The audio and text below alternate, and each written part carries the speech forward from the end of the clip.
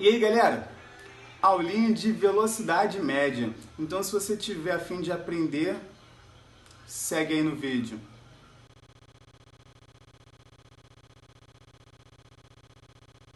Então, quando a gente fala de velocidade média, a gente tem que trazer dois pontos que a gente já comentou anteriormente aqui.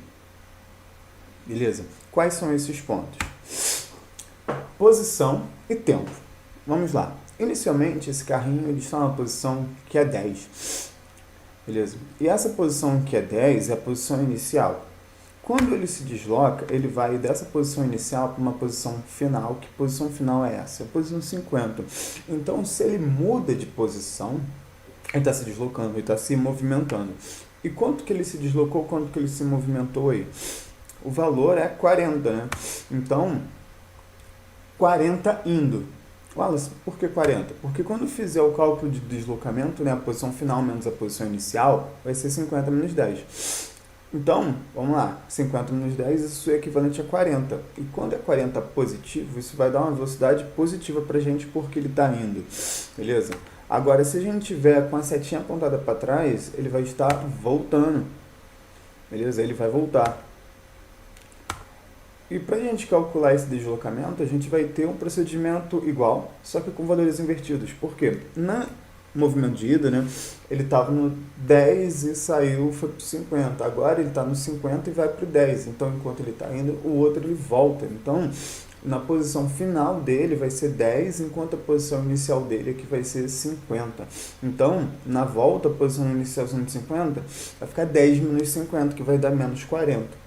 Menos 40, um deslocamento negativo, representaria tipo uma distância negativa? Não, não representa distância negativa. Não existe distância negativa. Deslocamento negativo é simplesmente, ele vai se deslocar 40 indo ou 40 voltando. Só que o negativo é simplesmente para a gente dizer que a gente está no sentido contrário. Beleza? Positivo, negativo. Ah, e se for o contrário? Positivo, negativo. Beleza? Se um sentido for positivo, o outro, logicamente, tem que ser negativo. Beleza? Então, a gente vai acabar tendo velocidade positiva e velocidade negativa junto com o seu deslocamento positivo e deslocamento negativo. Aí eu pergunto para vocês, o que acontece se a gente ir e voltar e eu quiser fazer a análise do deslocamento dele indo e voltando? A gente vai ter um deslocamento total igual a zero. Beleza? Porque se eu somar 40 indo com menos 40 voltando, isso vai dar zero. Beleza? Ou se a gente, por exemplo, fizer o cálculo de qual é a posição final dele, é 10. Qual é a posição inicial dele? 10. 10 menos 10 tem que dar 0. Beleza? Vai dar para o mesmo lugar. É um exemplo, por exemplo, é você andando, correndo com pressa, acertou o teu dedo mindinho do pé na parede, no batente da porta e você deslocou ele. Beleza? Aí você pega, puxa ele para ele voltar para o lugar onde ele estava. Então, quando você bateu, ele deslocou. Quando você puxou, você redeslocou ele, né? Você voltou com ele para o lugar. Então, vamos supor, 2 centímetros para frente, 2 centímetros para trás. É negativo. Então, 2 com menos 2 era, ele voltou para o lugar. Beleza? É claro, não estou dizendo que isso é a maneira mais correta de você fazer, mesmo porque o ato de você deslocar um dedo quebrado, por exemplo, sem saber se ele está deslocado ou não, pode ser prejudicial. Longe disso. Mas pensa comigo, índio e víndio. Beleza? Trevas e luz. Tudo é graça. E vamos lá. Indo e víndio. Beleza? E eu sei que isso é uma piada muito ruim, muito sem graça, e eu sei que isso é muita palhaçada. Mas vamos lá. Quando a gente fala de velocidade média, a gente não conta só o deslocamento efetivo que ele está falando, a gente fala também do intervalo de tempo que vai demorar para ele sair de um lugar e chegar no outro, beleza? E isso representa a seguinte característica, deslocamento sobre o tempo, beleza? Que características são essas, Wallace? Vamos lá. Quanto maior for esse deslocamento, né, maior vai ser a velocidade. Quanto menor for esse intervalo de tempo, maior vai ser a velocidade. Deslocamento e velocidade, os dois crescem juntos, são diretamente proporcionais. Tempo e velocidade, os dois não crescem juntos, eles são inversamente proporcionais, beleza? Então é isso. Vamos agora fazer uma análise simplista aqui sobre a aplicação, né, dessa conta. Que é uma aplicação simplesmente, você pode fazer essa conta pelo celular. Mas vamos lá, eu tenho aqui 6 cidades. Pelotas, Canguçu, Piratini, Bagé, Raval e Jaguarão. E eu tenho 3 velocidades, 60, 80 e 100. Beleza? Eu vou fazer uma conta aqui, que é o que está escondido nessas caixinhas azuis, para calcular o tempo. Se eu vou calcular a velocidade dividindo distância sobre o tempo, para calcular o tempo, eu vou calcular a distância sobre a velocidade. Beleza? Então, como é que eu faço para calcular isso? Eu vou pegar essa distância entre uma cidade e dividir por essa velocidade. Então, esse cara aqui, né, é esse par. Essa distância por essa velocidade. Beleza? Então, à medida que eu vou mudando a velocidade, eu vou alterando o tempo. À medida que eu vou mudando a distância, eu vou mudando também o tempo. Então, por que eu quero isso? Eu quero que vocês entendam qual é a relação, né, de proporcionalidade entre um e o outro. Se eu aumentar a velocidade, eu tenho que diminuir o tempo. Quanto mais rápido eu tiver num carro, mais rápido eu vou chegar. Beleza?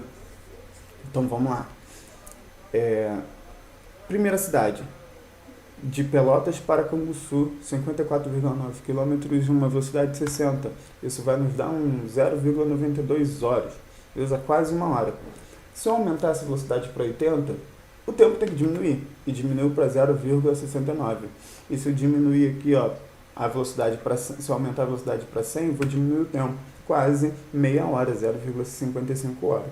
Agora, se eu fizer aí, ó, a cidade de Piratini, eu aumento a distância. Se eu aumento a distância, o tempo tem que ser maior. Então, nessa caixa aqui, ó, nessa primeira caixa aqui, da primeira linha, da segunda linha, eu tenho uma distância que é 94,8 e uma velocidade de 60. Na distância superior, na distância acima, a gente tinha o quê? Uma velocidade de 60 com uma distância de 55. Se eu aumentar essa distância, esse tempo também tem que aumentar. E aumentou para 1,58. Agora eu vou aumentar a velocidade de 60 para 80, 1,19. E vamos lá. A distância não mudou, aumentou a velocidade. Então, aumentando a velocidade, esse tempo tem que ser inferior, né, a 1,58. Porém, ele tem que ser superior ao tempo da linha de cima, né? Esse 1,19 aqui, ó, ele tem que ser superior a esse 0,69 aqui. Por quê? Porque a distância é maior, na distância menor, mas a velocidade é a mesma. Beleza? Então, os valores de tempo eles sempre tem que estar ali entre uma margem, né? Se a distância aumenta, o tempo tem que aumentar. Beleza? Se a velocidade aumenta, o tempo tem que diminuir. Assim como, por exemplo, aqui, ó, eu sei que o tempo nesse cara tem que ser entre 1,19 e 0,55. Se você estiver fazendo qualquer conta e encontrar um valor menor do que 0,55, está errado. Se você calcular um valor aqui para essa distância, essa velocidade maior do que 1,19, também está errado. Tem que ser algo entre esses dois valores. E vamos lá? 0,95 entre esses dois valores. Beleza? Dividindo agora 184 por 60, por 80, por 100. Então dá uma pausa e faça essas contas aí, ou na mão ou na calculadora e compara, beleza? E faça isso.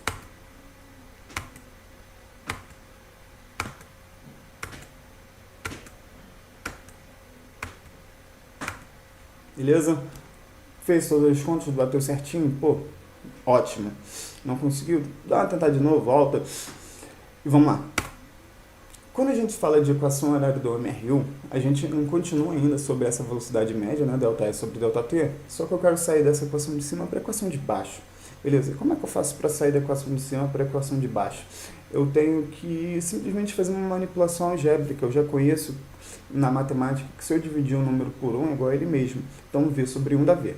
E ΔS, a gente já sabe da física que é a posição final menos a posição inicial. E o intervalo de tempo é tempo final menos o tempo inicial. Só que eu vou considerar que o tempo inicial é 0. Beleza? Se eu apertar qualquer cronômetro no início, ele vai dar 0. Então, a gente tem essa expressão. Eu vou fazer aqui um meio pelos extremos. Vou multiplicar esses dois aqui e esses dois aqui. Aí vai ficar SF menos S0 igual a VT. Aí aqui eu vou jogar esse menos S0 para o outro lado. Se ele está negativo, vai para o outro lado positivo. Beleza? E a gente chega nessa expressão aqui de baixo. Beleza? Então, se você entendeu, ótimo. Se você não entendeu, comenta aqui embaixo para poder sanar um pouco suas dúvidas. No mais, agradeço a presença de vocês. Muito obrigado e até breve. E não esqueçam de curtir, não esqueçam de seguir a página.